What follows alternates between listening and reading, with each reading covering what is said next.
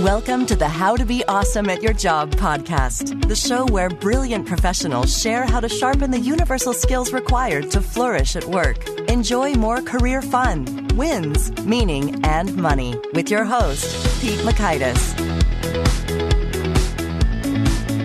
Hello, and thanks so much for joining us here for episode 294 with Todd Henry. This is really fun because I've seen Todd Henry's name and podcast many, many times in the iTunes rankings, and he's a champ. Accidental Creative, it's been going for 13 years, and he just has loads of insight that comes from true experience. So you'll learn, 1, why bounded autonomy produces the best creative results.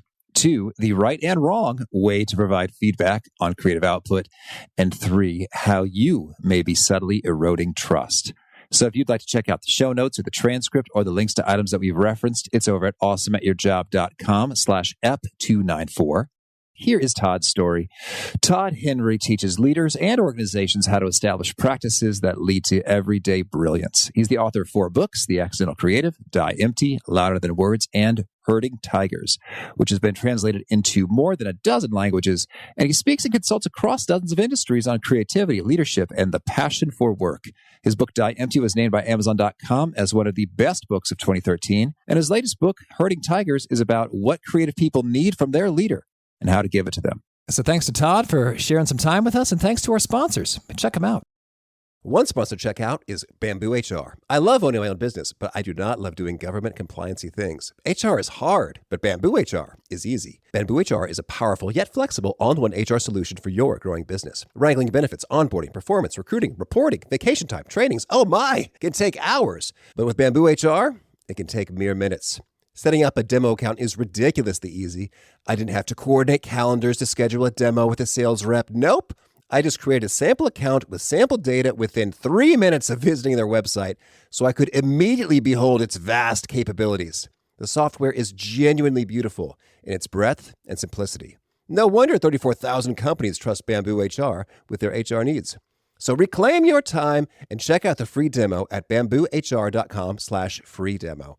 See for yourself all that Bamboo HR can do and how truly affordable it can be too. That's bamboohr.com/free demo. One more time, bamboohr.com/free demo. One sponsor to check out is EarthBreeze. I recently saw a Netflix documentary that talks about all the plastic that we throw away and we try to recycle, but it doesn't really get recycled. So I've been trying to reduce my plastic, and the most wonderful way that I've been doing so has been skipping those gigantic laundry detergent bottles for EarthBreeze detergent sheets.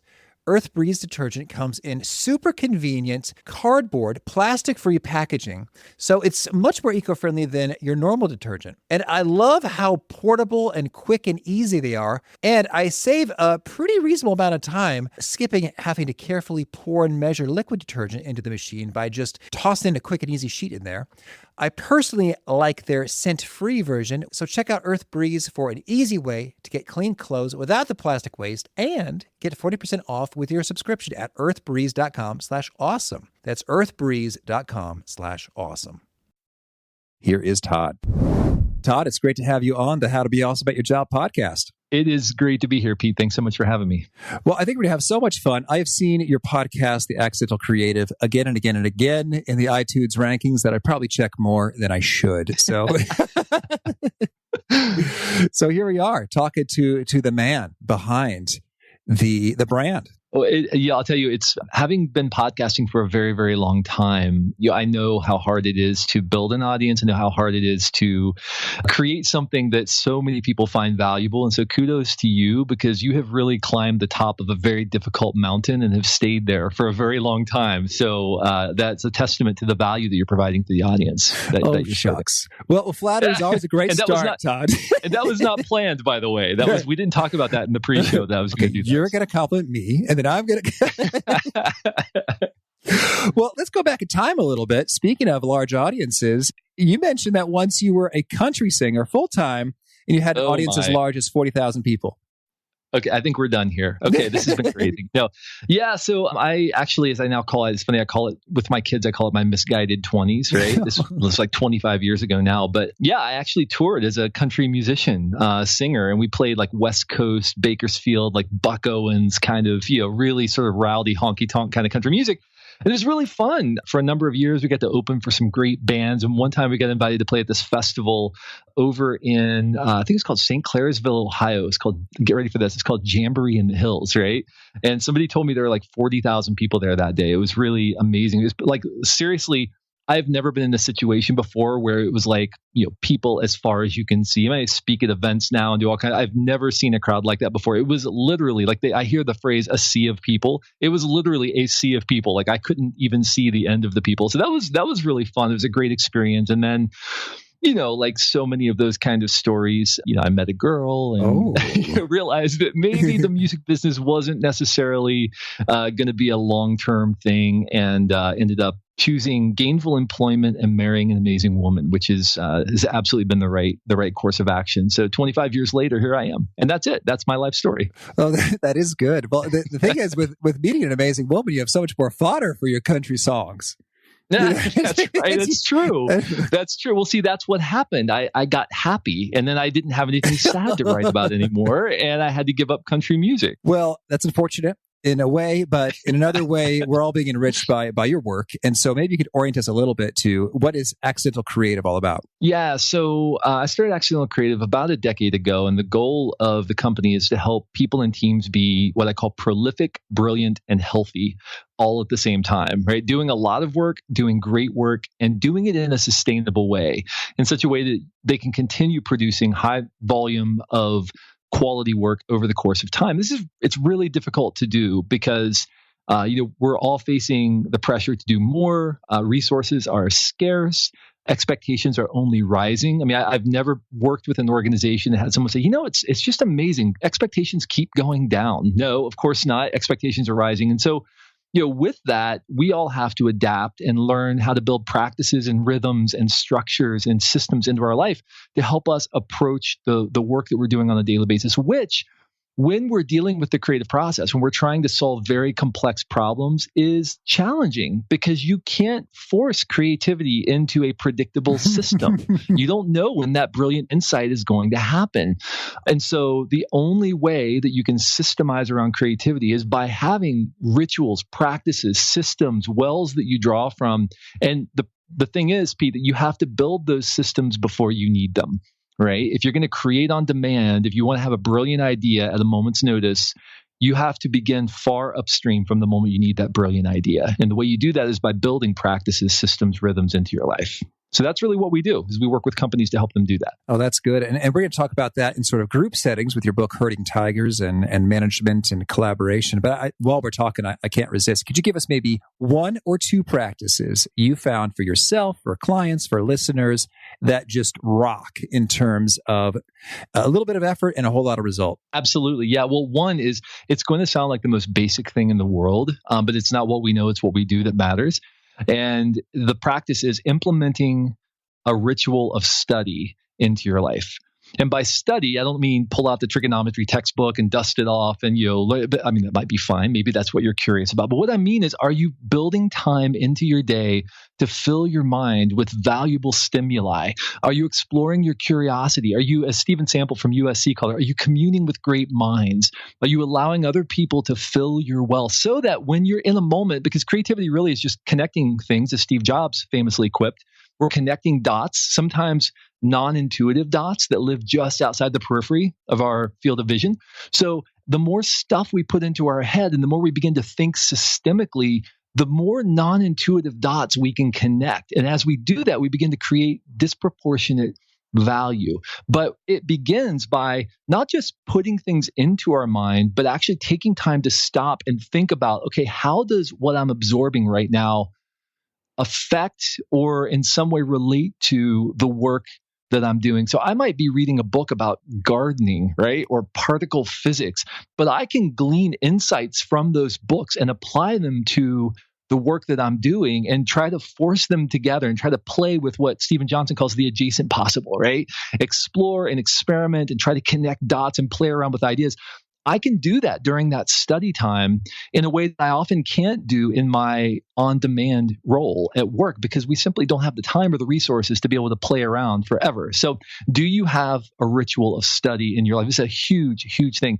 And then sort of on the other end of the spectrum, I'll tell you that one of the most valuable practices that I've personally implemented, and now many other people that I've talked to have implemented, is taking a midday walk. And again, it sounds incredibly simple. It's like, well, yeah, duh. Okay, well, but are you doing it, right? Is that something you're actually implementing? And what this does for us, it gets us out of our environment. Often when I'm trying to generate ideas with teams, I'll send them on what I call a stimulus dive, which means I want you to go out into the environment. I want you to go out into the neighborhood around this office building or whatever, wherever we happen to be. And I want you to just observe. And I want you to come back with one piece of stimulus. It could be something you find in a store. It could be something you pick up off the street. It could be something you see. You could snap a photo of it, whatever it is. I just want you to observe your environment and think about how are the things I'm seeing and observing potentially helping me solve this difficult creative problem that we're working on right now. It's amazing what just getting out and being active and getting out in the environment and allowing new stimulus to wash over you can do for your creative process. So those are two very simple things. I mean, there are 1,000 more, right? I can talk about right now. Two very simple and immediately implementable practices I think people could put in play to help them jog ideas more consistently. Oh, that's cool. And it just sounds like that'd be a fun place to work. Oh, my job right now is to, okay, I'm down with this. Thanks, Todd. Frankly, one of the biggest hurdles I have to get people over is like, okay, are people actually working right now? Yes, they're working. Yes, that's what they're doing. Right now, they are working.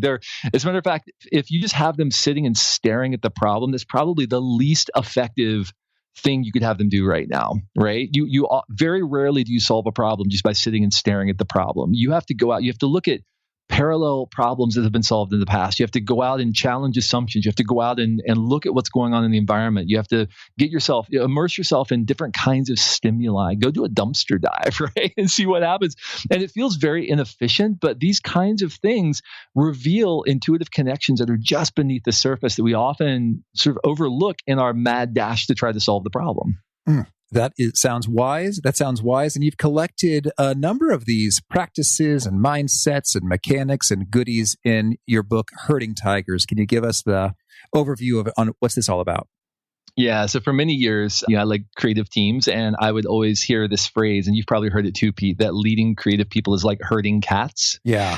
And every time I heard that, it took everything I could. I mean, seriously, not to punch the person. I am not a cat. How dare you? Well, because what's implied by that is that creative people are flighty, that they have no discipline, that they just bounce from thing to thing, that they think they're the center of the universe. They're egomaniacs. I mean, that's really, I think, what is implied by that. And one time I was speaking at a conference, and it just came out of my mouth. I said, how many of you have heard this phrase, that leading creative people is like herding cats? And all the hands went up, and I said, it's not like that at all. It's actually more like herding tigers. These are powerful, majestic creatures capable of great beauty one moment and then turning around and ripping you to shreds if they're not led properly, right? And everybody laughed, and I thought, oh, that's really cute. So I put it as a line in the book, and then that became the title of the book thanks to my editor. But really what I wanted to communicate to leaders is, listen, if you want to get the best work out of the highly talented, creative people on your team, who are, by the way, very driven to do great work. They want to do great work because often they identify themselves by the work that they do. Then you have to know what it is they need, which sounds intuitive, but I think we often make assumptions about what creative people need that aren't actually true. So, for example, we tend to think that creative people are all about freedom. Just give me freedom. Don't fence me in. No boundaries, right? It's all about the idea, all about freedom. And that's not actually true. If you talk to creative pros who are in the trenches, who are professionals, who are really doing great work, they'll tell you that a lack of boundaries is detrimental to the creative process. They need some kind of bounding arc. They need some kind of boundary to help them focus their attention, focus their assets, focus their time, their energy. Orson Welles, the great filmmaker, once said that the absence of limitation is the enemy of art.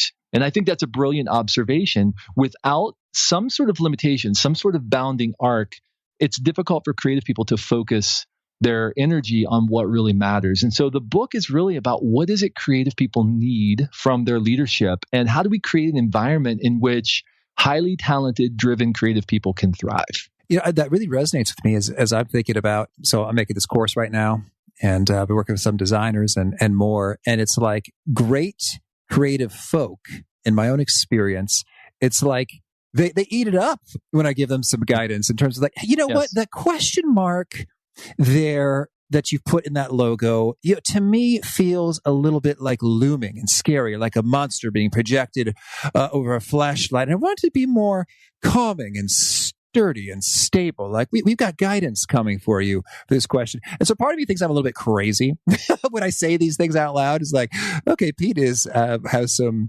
odd associations, maybe from his childhood about a monster in his closet. But then great creative folks like, oh, thank you. That is so helpful for me. Absolutely. And that is super helpful. And the way you provided that feedback is very helpful. It's very specific. One thing that drives highly talented creative people crazy more than anything else is when somebody says, it's not working for me. Oh, thank you. That's very helpful to me. But when you say, and this is really important as well, when you say, hey, I see what you're doing here. I see what you were going for. I think I understand your strategy and your logic here, and it's not quite working for me. And let me elaborate on why it doesn't quite resonate with me. Do you think we could do something like this? Or do you think we could change this thing? Or do you think you could think about it through this lens? That is super helpful feedback for creative people because, listen, they want to get the project right. It's not just about following their idea. It's about accomplishing the goal of getting the project. I mean, you're the client, right? Or you're the manager or whatever. They want to please you. They want to do what satisfies your objectives, but they need very specific feedback and they need to understand that you see them and you see what they're doing and that you care about the thought that went into the project. When you just go up to someone and you say, well, it's not working for me, basically what you're doing is you're discounting the last 3 weeks of their life. You're saying, like, that's not working. What else you got for me? Okay, not helpful. And so I would just as encouragement to you, Pete, the way that you offer that feedback, being very precise about what you like and what you don't like, that's exactly what creative people need from you in order to produce their best work. Good. Well, sometimes I wonder or worry, like, am I driving this person to the edge of their sanity? Like, this guy, listen to, but so thank you for that affirmation that is indeed helpful as opposed to pushing people to a breakdown of sorts. Well, I will also say that one of the other things that's a struggle is that this exists in tension, right? So yes, feedback is important. Yes, being very precise and specific and setting boundaries is important, but there has to be freedom within those boundaries to explore, to take risks, to try things. And so some leaders go overboard on the controlling piece, right? They go overboard on the feedback piece. And they, instead of saying, hey, here are the boundaries, here's what I'm looking for, why don't you play around with this and see what you can come up with? Instead, they say, I want you to make a video for me that does this and this and this, and here's the look I want, and here's an example of something that's just like it. Now go make it. Well, that's not very motivating either because there's no challenge there. Yes, there is stability for the creative, but there's no challenge there for the highly talented creative person. And so what they're going to do is basically just say, okay, well, just tell me what to do. That's fine. Just tell me what to do. And you're not going to get the best work out of them. You're not going to get the blessing of their intuitive perception, that connection, their years of experience, because you're basically telling them what to do. So what we're aiming for is a bounded autonomy, freedom within boundaries, and then frequent checkpoints in which you give feedback like you gave before, which is beautiful. It was wonderful feedback. That's exactly what you need. Hey, here's some feedback. Now, why don't you go work on it within these rails? Then you check back in and say, okay, we're getting closer now. Let me give you a little bit more feedback. Now go work on it. Great. And that's what a healthy creative process looks like. That is well said. Thank you.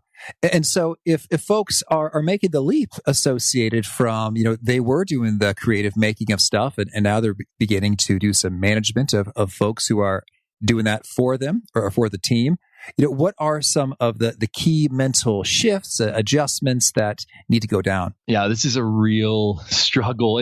I love it how you say the mental shifts, or I call them in the book, the mindset shifts, right? That you have to make when you transition from maker to manager. Listen, when you're early in your career and you're making work, you're a tactician. And again, when I say making work or I say creative people, we're all creative as a function of our job. We have to solve problems. Creativity is solving problems. It's what we do every day. So if you have to go to work and solve problems every day, this applies to you. You are a creative professional. But when we go to work and we do something functionally, so if we're performing a task, we're producing some kind of work, and basically we're accountable for making sure that work is great. That's our job. And we produce a result or a product or whatever it is. At the end of the day, we measure our success as a maker by how great the product is.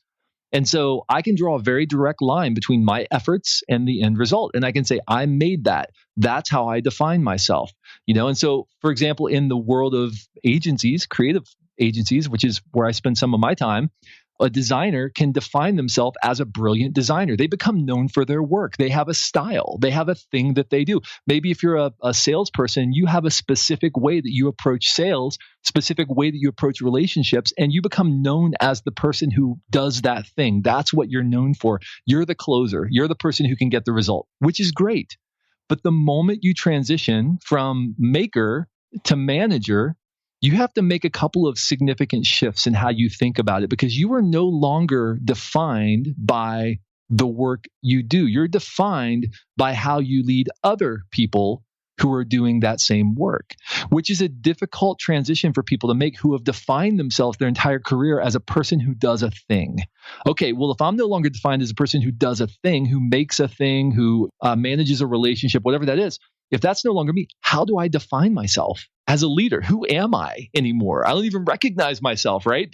Which is why many leaders, when they first transition to a manager role, default to control. They default to clamping down, to stepping in, to doing the work for their team, because they think, I can do it better than my team members can. I've been doing it for 5 years.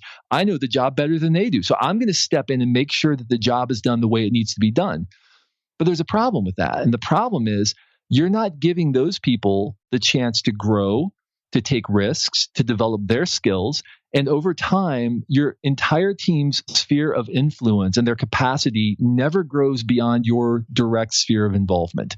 And you're going to train your team just to stop and think, okay, you know what? Just tell me what you want me to do. I'm just going to wait for you to tell me what to do. That's what you're going to train your team to do. And you're not going to retain people with a lot of potential, highly talented, creative people for very long if that's your mindset. So you have to transition from a mindset of control, which is all about getting the work right now, to a mindset of influence, which is I am going to lead you and guide you and provide that bounded autonomy for you, give you a chance to play and take risks and try things with frequent checkpoints. And I'm going to check in with you and make sure that you're on course. But I'm going to give you the freedom to experiment and play and develop your skills so that the capacity of our team is growing over time beyond the sphere of my direct involvement. And that's a really difficult thing, Pete, for leaders to do because they have been defined by the work they produce. You would think that when you get promoted to a managerial role, you would think, oh, hey, I've arrived, right? Now I've got, there's the ego's kicking in and all of that. But for a lot of people, there's a bit of an identity crisis that happens because who am I now? How do I define myself? So we have to define ourselves as people who lead by influence, not by control. Well said. Well said. And so now I'm curious when it comes to the influence and control point. A lot of listeners have shared that they don't even have the option of control, right? They don't actually have direct reports, that they have the power to reward, to review, etc. And yet, within their sprawling matrixy whatever organization, they need to be persuasive and influential and have folks indeed produce something and something good. So I'd love it if you have any sort of special prescriptions for being influential in that space and getting things done and getting things done brilliantly. Absolutely. Well, first of all, you have to prove yourself as competent, right? That's the baseline for any level of influence in any setting is, if you're not doing the work, if you haven't shown yourself capable of doing the work, no one is going to respect you. So when I say stop doing the work, as when you transition to being a maker, that implies that you have actually proven before that you can do the work, right? You're stepping back from it. But the main thing with regard to leading by influence is it's really important. We talked earlier about making sure that you understand what drives other people. Leading by influence is letting other people know what drives you. It's letting them understand your leadership philosophy. What is it that you expect from other people? How do you think about work? What are the battle lines that you draw, right, when it comes to how you do your job and how you interact with other people? So, for example, it's really important that other people understand how you define what quality work looks like. That can be such a subjective thing. So you need to communicate to the people around you, hey, when you come to me with something, here's how I measure whether this is good enough or not. Here's how I measure whether an idea is right or not. Here's how I believe conflict should be handled. Let's talk about that philosophy of how conflict should be handled. Should be handled individually, should I be involved every time there's conflict, right? So it's important that you communicate to other people. There has to be some overriding leadership philosophy or point of view that you're communicating to other people so that they understand how to interact with you and they understand how you're making decisions and they understand the guiding philosophy that is informing your personal choices and interactions with them. There was an Australian businessman who once told author Tom Peters that he basically had a very simple leadership philosophy, and it was, I want to reward excellent failures and punish mediocre successes, which means if you succeed in a very mediocre way, I am going to punish you because that's not what we're aiming to do here. I expect you to take risks and try things. And if you fail, but you fail in an excellent way because we've learned something, because you've learned something, you've developed a skill, you've given us a head start in our competition, even though we failed in some way, great, you will be rewarded for that. And so it's really important that we communicate those kinds of rails to the people around us and help them understand how the grid through which we're making decisions, the grid through which people are rewarded, the grid through which people will be reprimanded. I like that a lot. And so I'm thinking now about how do you measure quality? I think if we zoom into just the realm of reports, proposals, spreadsheets, maybe it's not as sexy as a logo or a website or something, but in that realm, I'd love it if you could maybe share a couple sort of precise examples of how someone might articulate, this is what I expect from an outstanding write-up sent to me. Yeah. Oh, that is a great question. Again, part of the challenge is that quality is, and it's right there in the word, it's qualitative, right? It's part of the challenge. So what is quality in one circumstance may not be quality in another circumstance. It just totally depends on the objectives, depends on the client. There are probably clients who want something fast more than they want it to be maybe of the utmost quality from your sort of subjective opinion. But I always like to encourage people at the end of any project to basically ask 3 questions to determine whether it's quality or not, or whether the project was successful or not in that way. Number 1, did we accomplish our objectives? So we went into the project knowing we were trying to accomplish something. We were trying to create something. So does the thing that we did solve the problem we were trying to solve? Okay. If the answer is yes, great, wonderful. Secondly, did we maintain our values in the process? Because if you produce something, but in the process of producing that, you destroyed the team around you, or there was all kinds of backbiting and infighting and everybody hates one another now. Well, okay, I would be really hard pressed to say that was a successful project because you produced a quality end product that accomplished the objective, but the team hates itself. So the process was in some way corrupt. So I think you have to include the process in that definition of quality too. Did we engage in a quality process? Did we maintain our values in the midst of it? And then finally, and this is a little bit subjective, but I always encourage people to ask this question because I think it's important. Are we poised to do it again? So if we had another project just like this come across our desk tomorrow, could we do this again? Are we able to do it again? Or are we completely spent? Are we completely burned out? Are we at a place where there is, I need 3 weeks in Hawaii to recover from, this project, which is often the case, right? And this is what a lot of teams do. They sprint. And it's like, okay, we just got to climb this mountain. Once we get to the top of this mountain, we're going to be good. And they get to the top of the mountain and everybody's like, okay. And then they get to the crest of the mountain. They look over and there's another bigger mountain right in front of them that the leader's like, okay, let's go take that one. And people are like, are you kidding me? You told me this was the mountain we had to climb. And now there's a bigger one in front of us. So I think we always have to ask ourselves, are we poised to do it again? Can we continue producing work at the rate that we're producing this work? Or are we going through cycles of crash, burn, refresh? I think that has to be included in the definition of quality and excellence as an organization in order to continue producing work, to be prolific, brilliant, and healthy over the long term. I like that a lot. And that's resonating. And I'm thinking about my own exhaustion. What needs to change here? Is it more help? Yeah. Is it just a clearer sense for how long things actually take? Because I've never used those tools before, and it takes some time to learn those tools, even though they say it's supposed to be really easy when they on the sales page of the website. Sure, absolutely. Well, and this is okay. So this gets sort of to the issue of trust, right? As a leader, you will lose your team if you do that. If you're not being realistic with them, if you're not painting a clear picture of what's going to happen, when it's going to happen, what's expected of them. If you say things like, well, let's just get through this and then we're going to have a couple of days break. And then you get to the end of the project on a Friday and you say, actually, I need you guys to come in this weekend because, blah, blah, blah, blah, blah, whatever.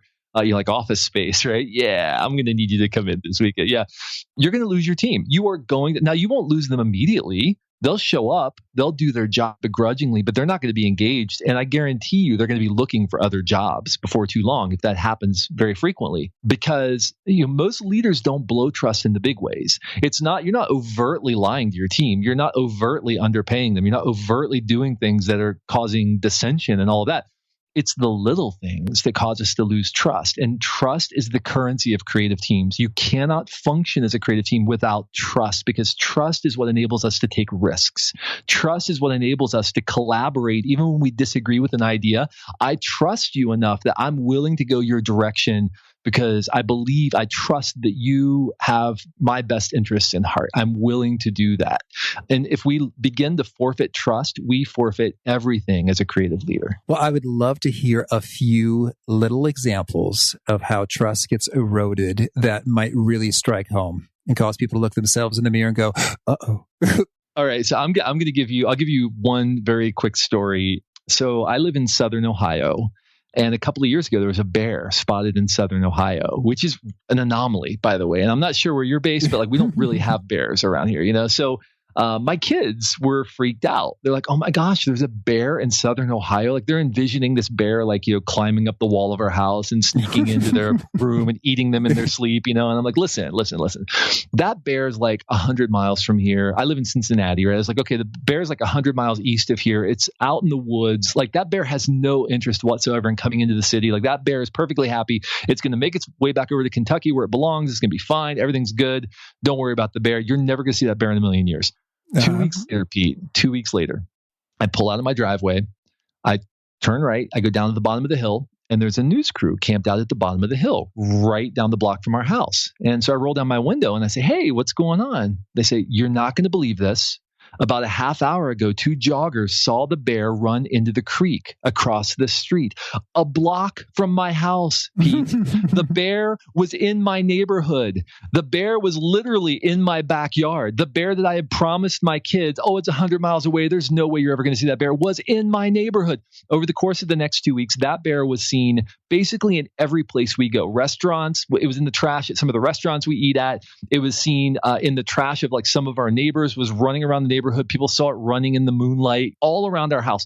Let's just say that Dad lost a little bit of credibility with the whole bear thing with the kids. For 3 months after that, it was now, Dad, is this really true? Or is this kind of like the bear thing, right? So not a good thing, but super cute story. Not cute for Dad, but cute for the kids. But we do this as leaders all the time. We do. I call this declaring undeclarables.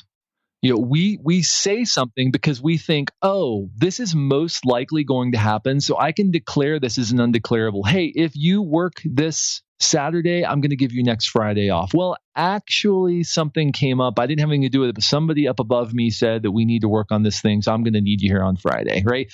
It's a little thing. It's a very little thing, but it's not little when your team takes your words to heart. And they made a plan. They were going to do a cool thing on Friday. Now they're not going to do it. That's exactly right. They made their family, their friends. That's right. And it's really easy to navigate yourself to a place as a leader where your words mean nothing. They mean nothing. And so when it comes to encouraging your team to take a big risk to follow you into the metaphorical battle of doing complex, difficult, creative work, they're not going to follow you. They might follow you begrudgingly. They might go behind you, but they're not really following you because they don't really trust you anymore. It's the little things we do as leaders that forfeit trust. So I encourage people to think about, is there a place in my leading right now where I am saying things because most likely I'm going to be okay, but I can't guarantee that it's really going to happen, because that's a way that you potentially are setting yourself up for a breach of trust. You have to be careful about your words because your words actually have weight to the people on your team. Your words matter. That's potent. Thank you. Todd, tell me, is there anything else you really want to make sure to mention before we shift gears and hear about some of your favorite things? I think the main thing that I want to encourage people in is, listen, if you have hired talented, bright, sharp, amazing, driven people for your team, understand that they care about the work and they care about the mission and they care about you as a manager. It may not always seem like it, but they care about you as a manager, and it's really important to them that they're doing work that matters to them. So you have to know them. They need to know that you see them, that you believe in them, you know what makes them tick, that you see the great work that they're doing, the sacrifices that they're making. This is another thing we often overlook as managers. We don't recognize the blood, sweat, and tears that actually goes into doing creative work. And so I just want to encourage people, listen, you need to know your team. You need to provide stability for them and protect them from the chaos monster of the organization. But you also need to give them permission to take risks, to be themselves, and to know, I see you, I value you, I believe in you, and I know that you're capable of great things. It's just that we need those great things to be within a kind of bounded autonomy, and creative pros will respect that. Oh, I love it. Thank you. Well, now could you share with us a favorite quote, something you find inspiring? Yeah, so it's kind of a long one, and I could say it verbatim, but I often share this when I speak. It's by Thomas Merton, who is one of my favorite thinkers and writers. He was a cloistered monk in Kentucky, actually just outside of Louisville in the mid 1900s, and wrote, I think, some of the most potent observations about life and art and work and spirituality. But he said, there can be an intense egoism in following everyone else. People are in a hurry to magnify themselves by imitating what is popular and too lazy to think of anything better. Hurry ruins saints as well as artists. They want quick success, and they're in such a hurry to get it, they cannot take time to be true to themselves. And when the madness is upon them, they justify their haste as a species of integrity. So the part that really resonates with me is the part about being in such a hurry. They want quick success, that they're in a hurry to emulate other people in order to get it. And that's a reminder to me that I need to step back on a consistent basis and ask, am I navigating according to where I believe I should be, or am I navigating according to what everyone around me thinks I should do? Because it's really easy, Pete, and I'm sure you've seen this in your work as well, it's really easy to get to a place and look back and say, I never wanted to be here. I just did what everybody else told me I should do, or what they would do in my circumstance. And there are all kinds of reasons people will tell you to take a risk or do something, Pete, right? There are all kinds of reasons they'll say, oh yeah, you should go do that, because they just want to see if you'll jump off the cliff, right? They don't have your best interest at heart. Yeah, you should go do that. So you have to be really careful to make sure you're navigating towards something meaningful and not just emulating others for the sake of quick success. So that's what that quote does for me. Ooh, that's powerful and wise. And I wish I took that to heart maybe the first 3 years of my business. I think I just sort of said, oh, I should start a blog? Okay. Oh, I should be on Twitter? Okay. And it's like, no. The very first step is to identify a need that I can contribute to in a helpful way that real people have. And from a business perspective, will ultimately pay for. It's like, oh, that's okay. Exactly right. Yes, absolutely. That's more important than starting a blog. Absolutely. And we see this, right? We see people copying tactics because tactics seem to work in the short run. And that applies to large organizations as well as small. I mean, how many times have I come into an organization and you see the book du jour on somebody's desk, right? And it's like, well, okay, everybody in the organization is reading this because this is the book du jour. But it's just the latest trend. It's just the latest thing that everybody's reading, but it's not really solving their problem. It's just we're chasing after something. So it's always important to just step back. And by the way, if you want to make Herding Tigers your book du jour, I would fully endorse that. That's totally great. But if it's not for you, that's great too. But we have to step back and ask, what problem are we really trying to solve here? And what's the best way for us to solve this problem? Not what everybody else do. What would everybody else do in our circumstance? Lovely. Thank you. And how about a favorite study or experiment or bit of research? Yeah, so it's funny. The first thing that comes to mind right now is I'm reading a book called The Hitmakers, which is about how things become popular in an age of distraction. It's really, really fascinating. And one of the studies that they reference in the book is a study about the fact that people we tend to think that people like things that are extremely novel, extremely new, extremely, creative from that perspective. And the reality is we actually don't. We actually like things that slightly push the boundary, but also feel extremely familiar. And that's why a lot of the pop music that is so popular people are like, oh, that's so repetitive and mundane and whatever. Well, but there's something about it that is unique. There's some hook or something that makes it feel a little bit edgy, but it's still rooted in something very familiar to people, which is why a lot of pop music, the popular music sounds very similar on the radio. They all have sort of a unique hook, but really if you dissected the songs, they're all often very, very similar, because that's what, as human beings, that's what we gravitate towards. So if you're in a place where you want to introduce an idea into your organization, it's not always best to go in and say, I have something nobody has ever thought of before. No, you need to say, hey, here's kind of where we are, and here's the ground that we're kind of taking right now, and here's kind of an intuitive leap just beyond the bounds of where we are. What do you think? And you have to contextualize it for people and help them connect the dots if you want it to resonate. So I can't remember the name of the study. I can't remember who did it, but that's the one that's really, really clicking with me right now. Oh, good. Thank you. And how about a favorite tool, something you use that helps you be awesome at your job? Yeah, I use the writing tool Scrivener. For anyone who does long form writing, it is by far my favorite tool I've ever used for writing. It allows you to write in a nonlinear way. I tend to write my books from the inside out. I don't write them from the beginning to the end. So I can work on sections at a time and just put, a couple hundred words in a section and whatever I'm thinking about at that point in time. It's great. So yeah, I highly recommend Scrivener. Oh, cool. Thank you. And how about a particular nugget, something that you share that really seems to connect and resonate for people? Yeah, it's funny. The one that gets shared so often on Twitter, like every day, there are probably 50 or 60 people that share this, is don't let your rituals become ruts. I think I spend so much time talking about rituals and building rituals into your life, but it's really easy to allow the ritual to become the objective. I always tell people, listen, your systems in your organization exist to serve you, not the other way around. You don't exist to serve your systems.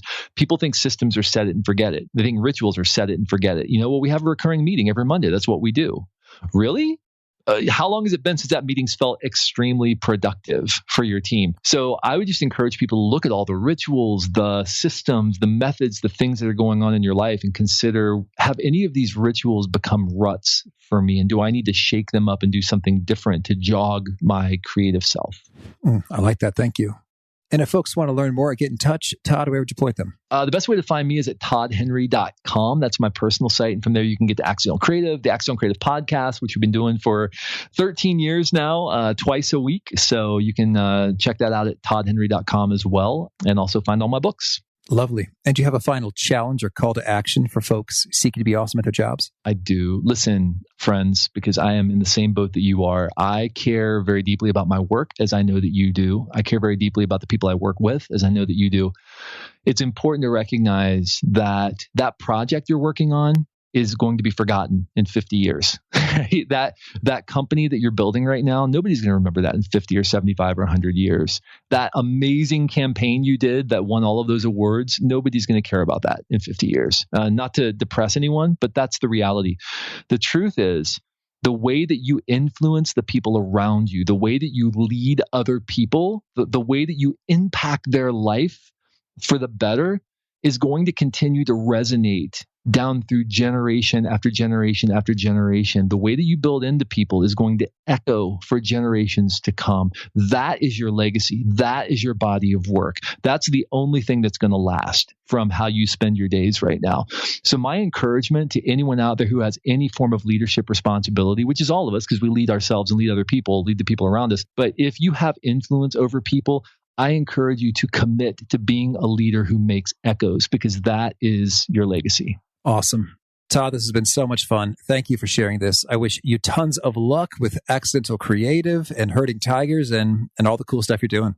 Thanks so much, Pete. And thanks for the great work that you do. I mean, very few people understand how hard it is to continue to produce great content like you do week after week. So thank you for committing to all of us who are fans of your work and continuing to stay committed to producing great work. Oh, thank you. This conversation with Todd for me personally was super fun and helpful because it just kind of brings me back to my own relationship with art and creative stuff. And I think that when I was first learning about literature and whatnot as a youngster, I kind of got frustrated because they'd say, well, what's the theme? I was like, well, I mean, it could be this, it could be this, it could be this. How do I know what the author intended the theme to be? It's kind of tricky. And then when they told me what the theme was, like, really? Do you think that person was going there? Or are you just kind of reading reading way too much into it. And so in that realm of creative stuff, artistic outputs, that was sort of how I began approaching it. Like, what does this mean? And then later on, when I took a modern dance class in college, I had an assignment to go view a modern dance show. And I didn't know what anything meant, but I just sort of shared, hey, this kind of made me feel like this, kind of reminded me of a kid on the playground who was excluded and what that might mean for that person. And then the modern dance instructor was so delighted and impressed, apparently, with what I thought was just making stuff up off the top of my head. She's like, oh, I'd love for you to come see my modern dance show and tell me what you think. And so from there, it sort of shifted my view to art. And now whenever I'm like working with a creative on like a logo or something, I just tell them exactly how it makes me feel. Like that question mark is freaking me out. It's like looming over and kind of spooky. And it's been cool to see how the creative folk just respond to that. And to hear Todd, sort of the expert guru on creative stuff, affirm that and say, oh, yeah, that's really great.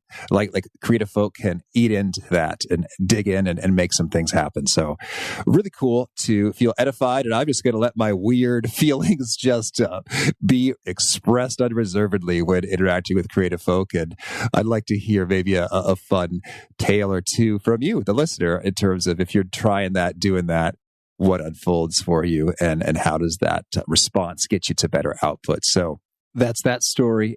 Now, I hope you will push subscribe if you haven't already. You'll hear from our next guest. It is Melissa Dahl. She's the author of Cringeworthy, A Theory of Awkwardness. We're talking about that awkward feeling, what makes it come about, how to deal with it. Until next time, peace. Thanks for joining us for today's episode. To get the most out of this conversation, visit awesomeatyourjob.com to find today's show notes, transcript, and infographic summary cheat sheet. For more entertaining professional skill sharpening, be sure to subscribe to catch the next episode of How to Be Awesome at Your Job.